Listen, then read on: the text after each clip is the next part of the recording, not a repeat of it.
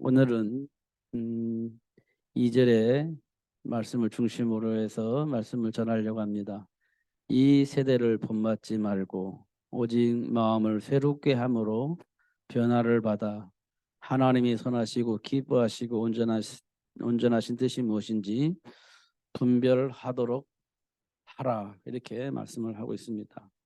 이 세대를 본받지 말고 이렇게 되어 있습니다. 이 말은 뭘 의미하냐면 우리가 살고 있는 현장에 흐르고 있는 흐름이 있습니다.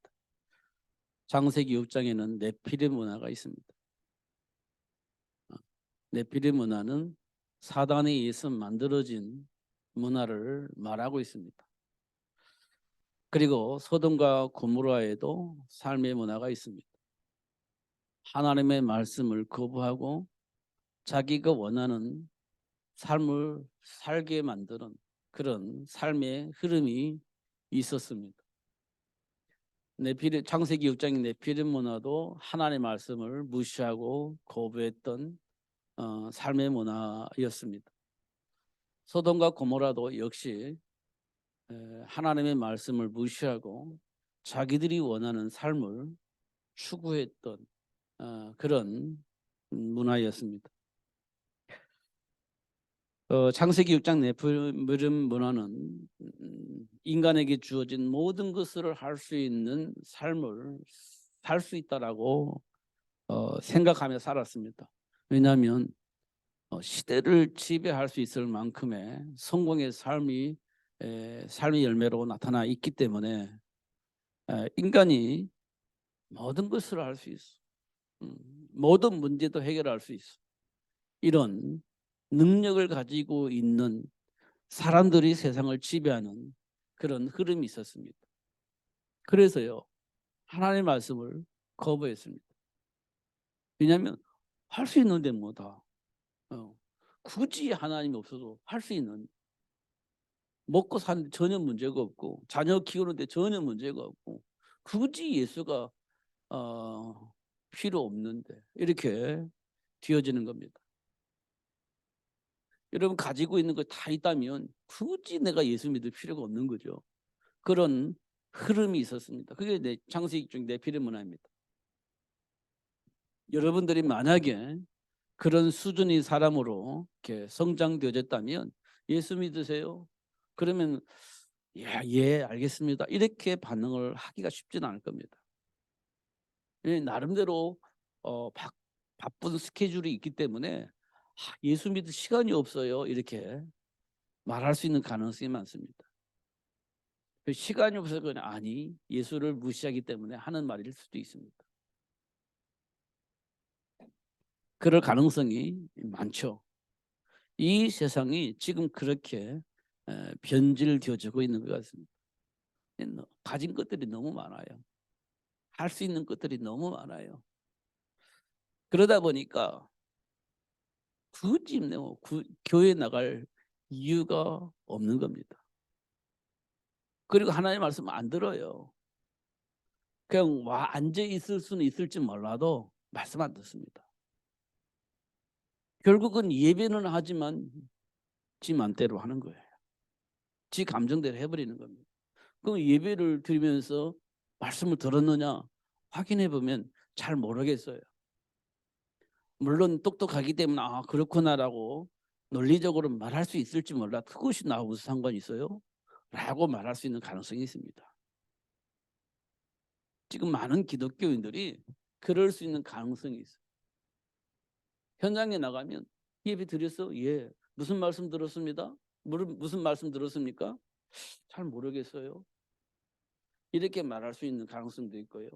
그렇게 말씀을 하셨어요. 그렇지만 이렇게 얘기할 수도 있습니다. 그렇지만 삶과 이 말씀이 안 맞아요. 이렇게 말할 수도 있습니다. 이게 이제 창세기 6장 네피림 문화 속에서 일어났던 일들일 겁니다. 결국은 하나님의 백성들마저도 그 문화 속에 빠져버리니까 그렇게 반응할 수밖에 없었던 거죠.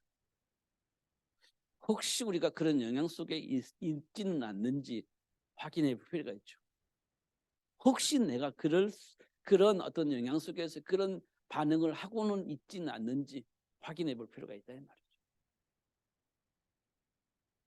시대가 그렇게 흘러가니 그 흐름 따라서 가다 보니 나도 모르게 그런 영향 속에서 그런 반응을 할 수밖에 없는 상황이 생길 수도 있다 이렇게 볼 수가 있고요. 또 소돔과 고모라의 문화는 내가 하고 싶은 것을 다 할 수 있는 문화예요. 지금 전 세계는 사람들이 원하는 걸 다 법적으로 허용할 수 있는 상황을 만드는 그런 흐름을 타고 있습니다. 음. 사람들이 막 요구를 하면 인격이 차원원 속에서 막 해줄 것 같은 그런 반응을 보이고 있습니다. 전 세계가. 그러니까 우리나라에서는 뭘 자꾸 지금 반대를 하냐? 차별금지법 반대하고 있습니다. 차별금지법 반대하고 있습니다. 전 세계는 차별금지법을 허용하고 있는 상황인데 우리나라에서는 절대 반대를 하고 있습니다. 근데 사람들은 왜 그걸 없애지 않냐? 세상 사람 다 그렇게 하고 있는데 우리도 그렇게 따라가야 되지 않겠냐라고 얘기를 하는 겁니다. 근데 우리 그동안에는 소수의 목사님들이 안 됩니다라고 얘기를 하다가 이제 정권이 바뀌면서 많은 사람들이 이건 안 됩니다라고 말하는 사람들이 많아졌어요. 특히 대형교회 목사님들이 이렇게 한 살씩 나와가지고 이렇게 패를 들고 나와서 국회 앞에서 그런가요? 이건 안 됩니다라고 말하는 일이 벌어졌습니다. 천만 다행이죠. 천만 다행입니다.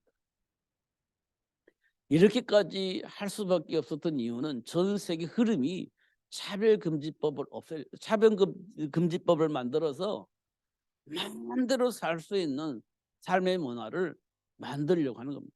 법적으로 그 법적으로 만드는 거예요. 근데 우리나라도 그 영향 속에서 그렇게 만들려고 했는데 지금 그 목사님들은 나와서 막 큰 대형교회 목사님들 나와서 이렇게 하니까 지금 국회의원들이 지금 주춤을 하고 있는 것 같아요. 왜냐하면 그 만들려고 하는 그 조직 속에서도 장로님들 계시고 집사님들 계시잖아요. 근데 누구든 다 알고 있는 그 대형 목사님들이 나와가지고 이거 반대합니다. 안 됩니다. 그 장로님들 아시잖아요. 앞에 가가지고 하는 거예요. 이렇게. 근데 하는 말이 당론하면 이게 어쩔 수가 없다는 거예요. 당론하면 지금 그게 굉장히 위험하다 이런 얘기를 하고 있는 모습들을 봤습니다. 이게 이제 흐름이에요. 흐름.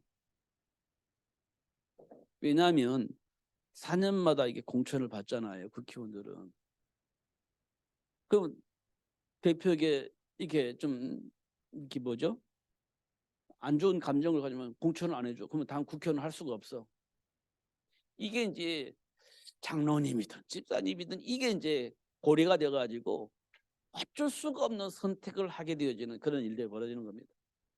그게 세상 풍조라는 겁니다. 그 배에 누가 있다고요? 악한 영이 있다. 그걸 안다면 그렇게 안 해야죠. 뭐 국회의원 안 하면 안 할지라도 그 길을 가면 안 되지. 그럴 만한 용기가 없는 거예요. 장로님들. 그러면 세상은 누가 바꿔요? 바꿀 수가 없는 거지. 그러니까 어쩔 수 없이 목사님들이 이제 길거리에 나와버린 거예요. 이런 일들을 볼 수가 있습니다. 근데 우리 렘넌트들은 어떤 상황이냐? 그냥 소돔과 고모라처럼 마음대로 할 수 있는 삶의 문화를 만들어 놓고 우리 렘넌트들 다 그 속에 빠뜨리니까 야 너무 좋다. 누구도 간섭할 수가 없는 상황이 돼버린 거예요. 누구도 간섭할 수 없는 세상을 만들어진 거예요. 내 마음대로 살 수 있어. 우리 렘넌트 너무 좋지. 간섭 안 받고 내 마음대로 살 수 있으니까. 그게 소돔과 고모라의 삶의 문화입니다. 우리 렘넌트 그게 푹 빠져 있어 지금. 그럼 부모 말도 안 듣지. 선생님 말도 안 듣지. 누구 말도 안 들어. 그런 지금 이 세상이 그런 세상으로 변질되어 버렸습니다.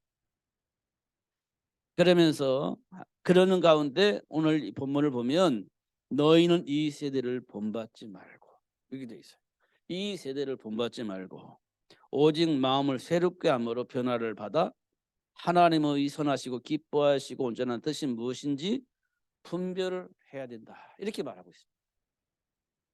분별은 지혜를 말한 겁니다. 저는 지혜란 말이 현명한 선택이라고 늘 생각했어요. 현명한 선택. 그게 저는 지혜라고 생각했습니다. 그런데 현명한 선택이 지혜로운 것이 아니고 하나님 말씀 안에서 선택하는 것이 지혜다, 이렇게 보게 되어진 겁니다. 이 말 들으면 세상 사람들은 이해가 안 될 겁니다. 현명하게 선택을 해야 지혜지, 하나님 말씀 안에서 선택하는 것이 지혜라고요? 말도 안 돼. 이렇게 생각할 수 있는 가능성이 많습니다. 근데 성경은 하나님 말씀 안에서 선택하는 것을 지혜라고 얘기를 합니다. 이 지혜는 어디에 있냐? 그리스도 안에. 그리스도 안에 감추어져 있다. 이렇게 돼 있어요. 이게 뭡니까? 그리스도 안에 감춰져 있다는 말은 영적 사실을 말하고 있는 겁니다. 영적 문제, 축복, 이게 그리스도 안에 감춰져 있는 겁니다. 영적인 문제, 볼 수 있는 눈이 있어야 되죠. 영적인 축복, 볼 수 있는 눈이 있어야 돼요. 어떻게 볼 수 있냐? 그리스도를 통해서 봐야 영적인 문제도 알 수 있고 영적인 축복도 볼 수 있다는 겁니다. 근데 이게 그리스도 안에 감춰져 있기 때문에 아무나 볼 수가 없는 거예요. 누구를 통해서만? 그리스도를 통해서만 볼 수가 있다. 그래서 하나님 말씀 안에서 우리는 최고의 지혜로운 삶을 살 수 있다. 이렇게 우리가 말할 수 있죠. 말할 수 있습니다. 중요한 것은 드러나는 겁니다. 드러나는 거예요. 나의 상태가 드러나는 겁니다. 안 드러나면 모르잖아요. 근데 드러나기 때문에 알 수 있습니다. 드러나기 때문에 알 수 있어요. 여러분 드러나잖아요. 그러면 변명할 수가 없어요. 드러나 버렸는데 어떻게 변명을 해요? 예를 들어서요. 제가 9시 예배잖아요. 중등부 예배가 9시예요. 그런데 내가 늦잠을 자가지고 9시에 일어났어. 그럼 당연히 예배 시간 늦게 오잖아요. 그러면 왜 늦게 왔어요? 몰라요. 이렇게 할 수가 없지. 늦게 와서 드러나 버렸잖아요. 그럼 왜 원인이 뭐예요? 늦잠을 잔 거야. 드러나 버렸잖아요. 늦잠 자가지고 늦게 온 거, 늦게 올 수밖에 없지. 늦잠 잤으니까. 왜 늦잠을 잤을까요? 늦게 잤든지 아니면 너무 깊이 잠이 들어서 못 일어났든지 뭐 그렇게 하겠죠. 그 대부분은요, 사람이 이렇게 신체 리듬이 있어서 어느 정도 잠이 일어나게 돼 있잖아요. 환자가 아닌 이상은. 그러면 늦잠 잤다는 말은 늦게 잤다는 거예요. 다른 짓을 했다는 거지, 저녁에. 그렇잖아요. 분명한 원인인 거예요. 드러나기 때문에 변명할 수가 없어요. 변명은. 생각이 다른 곳에 빠져 있는 거예요. 아니면 내 안에 있는 감정이 다른 곳에 잡혀져 있는 거예요. 그러니까 삶의 규모가 깨져버린 겁니다. 그러면 9시에 예배를 해야 되는데 그 규모가 깨졌기 때문에 할 수가 없는 거예요. 할 수가 없잖아요. 규모가 깨져버렸으니까. 생각과 관심이 다른 곳에 가다 보니까 균형이 깨져버린 겁니다. 그럼 이 균형이 깨진 상태에서는 이걸 맞출 수가 없는 거예요. 아니 억지로 해가지고 했다 할지라도 억지로 할 수도 있어요. 그렇지만 말씀이 안 들어올 거예요. 신령과 진정의 예배가 되어지지 않을 겁니다. 왜냐하면 억지로 했기 때문에, 마음을 담지 않았기 때문에 결국은 신령과 진정이 아닌 억지로 자리만 차지하고 있을 가능성이 많아요. 왜냐하면 드러나니까 어쩔 수가 없는 거예요. 드러나니까. 그 영적 상태입니다. 이게. 그런데 이 배경의 영적 상태의 배경에는 사단이 있죠. 어떻게 해요? 창세기 3장에서 우리를 속였던 사단이 지금도 우리를 속이고 있는 겁니다. 하나님과 함께하는 것보다 내가 원하는 걸 자꾸 하도록 만드는 겁니다. 내 안에 있는 감정을 건드려서 자꾸 그 중심으로 가게 만들어버려요. 인본주의적으로. 그럼 나는 그게 좋으니까 푹 빠져가지고 정신없이 하다가 하나님과의 관계가 끊어져 버리는 거예요. 그게 창세기 3장 사건이에요. 이제 드러나는 겁니다. 사단의 역사. 그리고 관심이 성공이야. 그러다 보니까 하나님의 말씀이 나 성공을 중심으로 해서 말씀을 받을 수 있어. 나 중심이죠. 하나님이 원하는 것 말고 내가 원하는 걸 추구하는 거예요. 그게 창세기 6장입니다. 내가 성공하는 거예요. 내가 성공. 내가 하고 싶은 거 할 수 있을 만큼 성공의 삶을 가는 거야. 하나님과 상관없이. 그게 성공을 가져다 주면서 하나님과 상관없이 살게 만드는 사단의 속임수. 성공은 좋은 거죠. 근데 그 성공을 위해서 하나님을 멀리 해버리는 거예요. 그 성공을 위해 하나님 떠나버리는 겁니다. 하나님과 관계가 끊어져 버려도 괜찮아. 내가 성공만 하면. 이렇게 되어지게 만드는 겁니다. 그게 사단의 속임수입니다. 그러면서 불안하니까 이제 우상숭배하게 만들죠. 불안하니까 그때 이제 비로소 하나님 도와주세요. 이렇게 막 부르짖는 겁니다. 불안하니까. 뭐 잘못된 것도 없어. 근데 불안해. 잘못된 것도 없어. 미래가 보장되지 않을 것 같아.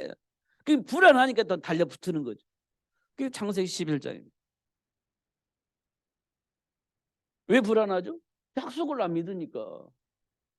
뭐가 없어서 그런 게 아니에요. 약속을 안 믿으니까.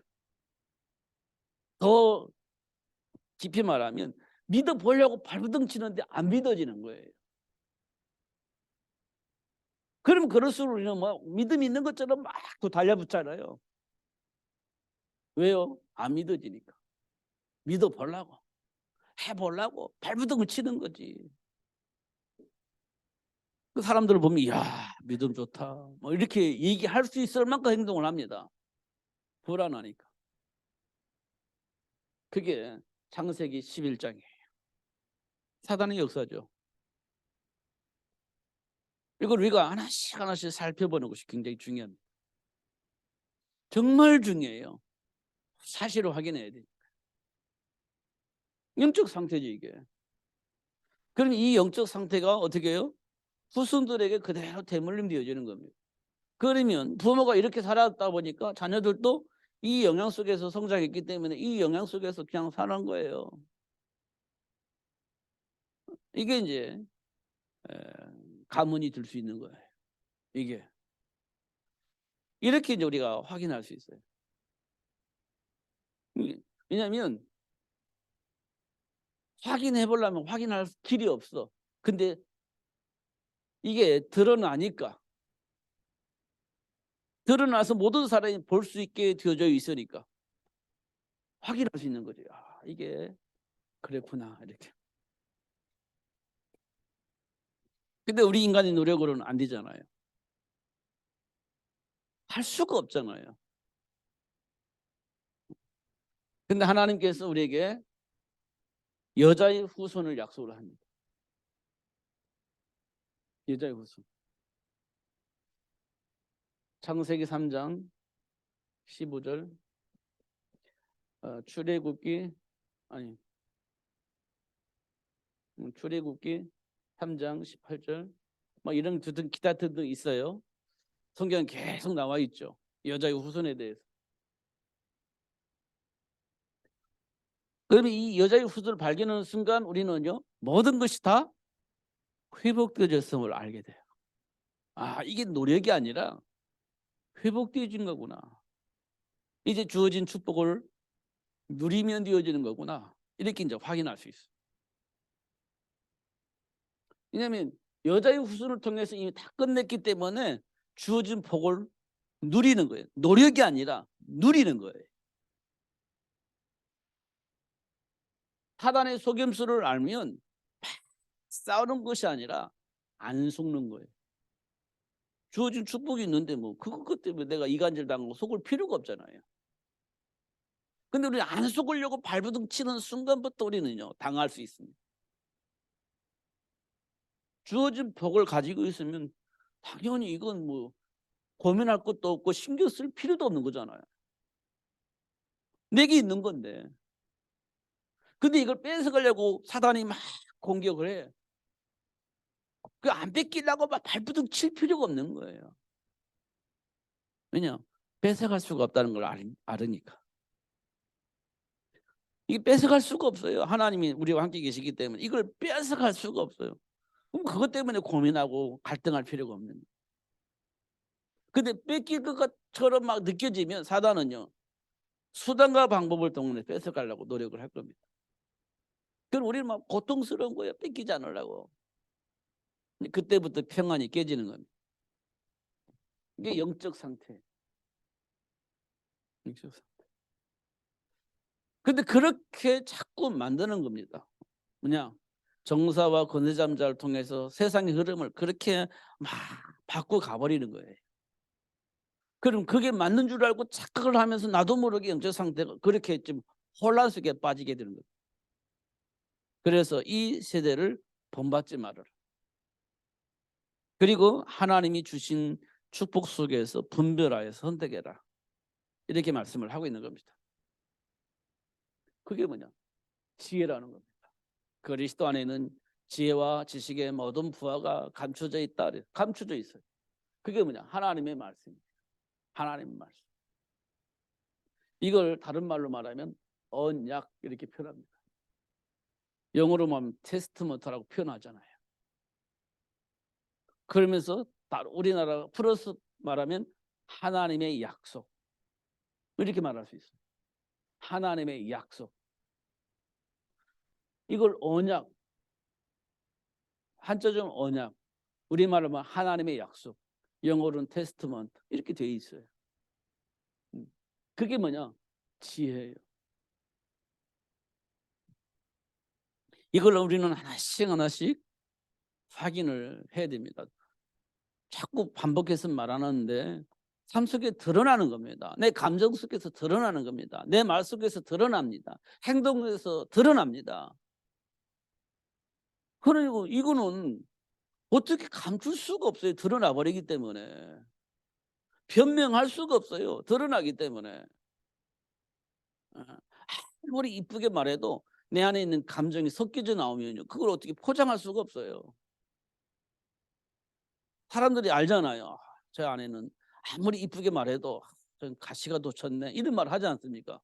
이미 감정이 드러나 버린 거예요. 가시가 섞여 있는 말로 드러나 버리는 겁니다. 아무리 이쁘게 말해도 저 말 속엔 뼈가 있어 뭐 이런 말 하지 않습니까? 드러나 버린 거예요. 그렇지 않습니까? 근데 숨길 수가 없다니까요. 역적 상태를. 그렇게 들 수밖에 없도록 이 세상을 바꿔가는 거예요. 흐름을 바꾸는 거예요. 누가? 사단이. 그래서 이 세대를 본받지 말고 이렇게 돼 있어요. 그러면서 선하신 하나님의 뜻이 무엇인지 분별해라. 이렇게 말씀을 하고 있습니다.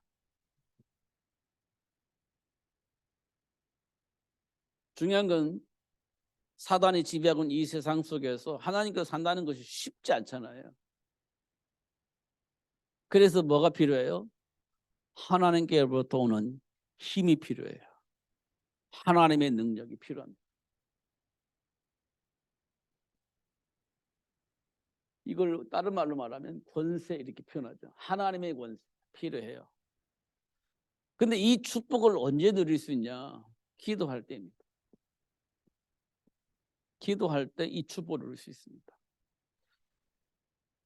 기도하면 왜 그러죠? 요한복음 14장 13절에 보니까 그리스도를 통해서 그 복을 누릴 수 있도록 하나님께서 축복하셨다는 겁니다. 그리스도를 통해서. 그리스도 대신 예수 이름으로 기도할 때 그 복을 누릴 수 있는 축복이 시작된다는 거예요. 그리고 15장 7절에 보니까 예수 이름으로 기도하면 무엇이든지 가르쳐 주신다는 겁니다.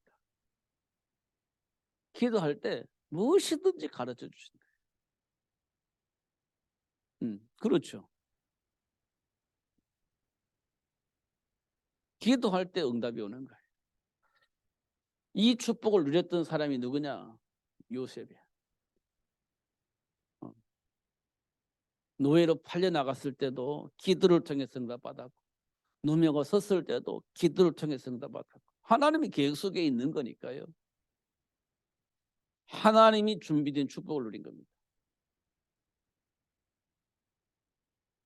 이 준비된 축복은 언약 안에서만 발견할 수 있는 거죠.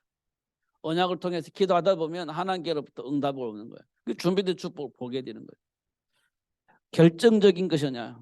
창세기 45장 5절. 형들을 만났을 때 막 두려워 떨잖아요. 요셉이 뭐 어떻게 할 것 같으니까. 근데 요셉이 형들에게 하잖아요.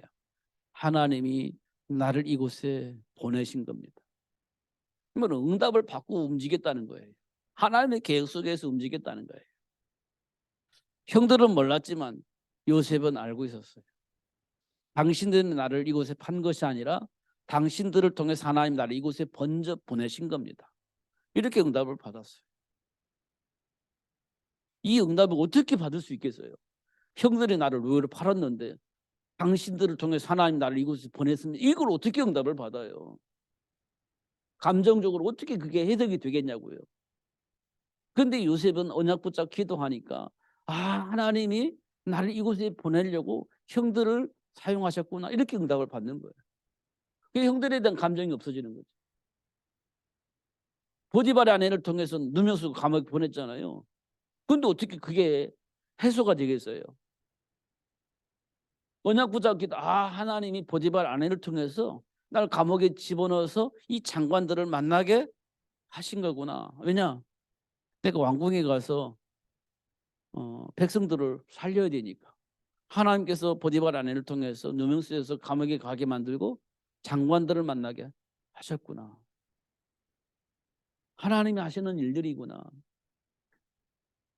이걸 어떻게 응답을 받냐고요. 우리는 감정적이지. 형들이 나를 왜 팔아먹었어? 아니 나를 누명쓰고 감옥에 보냈어? 이 생각 속에서 아무 답이 없어요. 답이 나올 수가 없습니다. 근데 언약 붙잡고 기도하니까 요셉이 이런 응답을 받아요. 언약 잡고 기도하면 이런 응답을 받는 겁니다. 그렇죠. 중요합니다. 다니엘과 세 친구들. 분명히 법적으로 문제가 있죠. 왜냐 이미 왕이 도장을 찍어서 법적인 효력이 발생되어졌어요. 우상 숭배하지 않으면 사자굴 속으로, 우상 숭배하지 않으면 풀무불 속으로 집어보내서 사자의 밥이 되어주고 태워서 죽이겠다는 거예요. 이거 얼마나 잔인합니까? 사자가 으리렁거리고 와서 탁 삼기 얼마나 고통스럽겠어요. 뜨거운 불에 들어갔을 때 얼마나 이게 고통스럽겠어요. 그런 법을 만들었습니다. 그래서 우상 숭배할 수밖에 없다. 우상의 제물을 먹을 수밖에 없다. 그런 법을 만들어 놔버린 거예요. 그걸 알면서도 불구하고 이들은요. 그럴 수 없습니다라고 얘기를 했는데요. 여러분 그 가능성이 있을 것 같아요? 삶 속에서 현장에서 그런 일이 있다면 여러분 어떤 선택을 하겠습니까? 그 거의 불가능한 일입니다. 이것은 가능하지 않아요. 상황에 딱 보면. 근데 다니엘과 세 친구들은 다 언약 붙잡고 기도하면서 이런 분별력을 가지고 선택을 한 겁니다. 사단이 어떤 짓을 하고 있는지를 알게 되어졌고 하나님이 주신 축복을 놓치지 않아야 되기 때문에 하나님이 이름이 더러워질 것이고 망령되게 될 것이기 때문에 그 길은 갈 수가 없어요. 분명히 내가 예수 믿는 사람으로서 우상 숭배하고 우상 제물을 먹고 살아남으려고 그렇게 할 때 애들이 섬기는 하나님이 이래 이렇게 말할 것이 분명하기 때문에 그 길을 갈 수는 없지. 내 목숨은 살 수 있을지 몰라도 하나님의 이름이 더럽혀지고 하나님의 이름을 망령되게 할 것이 분명하기 때문에 희롱할 것이기 때문에 나는 그 길을 갈 수가 없어 라고 아마 생각을 했을 가능성이 많습니다. 언약 붙잡고 기도했으니까요.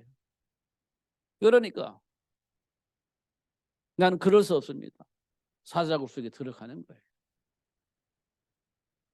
그걸 바벨론 왕이 야, 너 같은 지혜로운 자가 너 같은 사람을 내가 얻을 수가 없을 건데 어쩌다가 네가 그렇게 됐냐. 그런데 내가 어떻게 할 수가 없어. 근데요 밤새도록 잠을 못 자고 기다리다가 새벽에 달려가지 않습니까? 뭐라고 하죠? 다니엘아 네가 섬기던 하나님이 너를 구하기 능하셨느냐 물어보지 않습니까?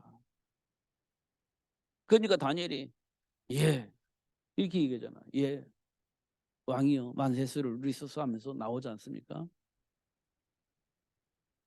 살아계신 하나님을 온 천하에 드러내는 시간. 그 시간까지는 뭐가 필요해요? 분별하는 것이 필요해요. 분별. 선택을 어떻게 하느냐가 중요한 겁니다. 그 시대의 흐름을 따라서 가면 안 돼. 그 시대를 거슬러서 하나님과 함께하는 삶을 누릴 수 있는 그 축복이 우리에게 필요하다는 겁니다. 이 세대를 본받지 말고. 근데 우리는 생각 없이 살아요. 내 힘으로 뭔가 하려고 하면서 살아요. 부딪히면 또 막 그걸 넘어서려고 발버둥 칩니다. 그러니까 신앙생활이 어려워요. 고통스러워요. 해방의 축복을 모르니 누리는 삶이 뭔지 모르니 내 힘과 능력으로 막 내 믿음으로 뭔가 부딪혀서 막 넘어가려고 노력합니다. 그게 신앙생활이 쉽지 않아요. 너무 힘들어요. 신앙생활 쉽지 않네. 그렇게 말할 수 있는 가능성이 있습니다. 근데 알고 보니까요. 그렇지는 않아요. 신앙생활. 이런 부분들을 하나씩 확인해 나가는 것이 굉장히 중요하다. 이게 하나님이 처음부터 그렇게 우리를 축복하신 거예요. 사단의 조직을 무너뜨리고 하나님 나라 세울 수 있도록 하나님 우리를 하나님의 선을 창조하신 거니까요. 그러면서 사단의 일을 폭로하고 그 문제를 정부가 다스릴 수 있는 축복을 누릴 수 있도록 역사를 하고 계시는 겁니다. 그 축복을 누릴 수 있도록 하나님 우리를 불렀고 그 사실을 알게 하셨고 그 복을 누리며 살게 하신 겁니다. 더더군다나 현장에 나가보니까 만만치는 않아. 왜 그럴까? 사단에 의해서 지배를 받고 있는 사람들이 정치, 경제, 문화를 다 장악하고 있으니 우리가 가서 먹고 살 만한 일이 없어. 너무 고통스러운 겁니다. 알고 보니까 사단에 의해서 지배를 받고 있기 때문에 그렇다. 그러면 그거 바꿔야죠. 바꿔야지. 어떻게 해요? 그리스도 대신 예수 이름으로. 그게 하나님 우리에게 주신 축복이에요. 사도 바울이 그 비밀 가지고 로마를 살렸습니다. 복되게 했습니다. 분명히 하나님이 그렇게 하실 겁니다. 그게 세계복음의 축복입니다. 그러려면 세상 풍조를 통해서 역사하는 악한 영, 세대를 막 그렇게 혼란스럽게 만드는 사단에게 속지 않고 그리스도 안에 있는 축복을 누리는 삶이 매우 중요하다. 이렇게 말씀하고 있는 겁니다. 언약 붙잡고 기도하시면서 분별하여 승리하시는 여러분 되시기를 예수님 이름으로 축복합니다. 기도하겠습니다. 살아계신 하나님 아버지 감사합니다. 오늘도 최고의 복을 주시고 알게 해주셔서 감사합니다. 놓치지 않고 늘 선택을 하여 누리며 살 수 있도록 역사하여 주옵소서. 예수 그리스도 이름으로 기도하옵나이다. 아멘.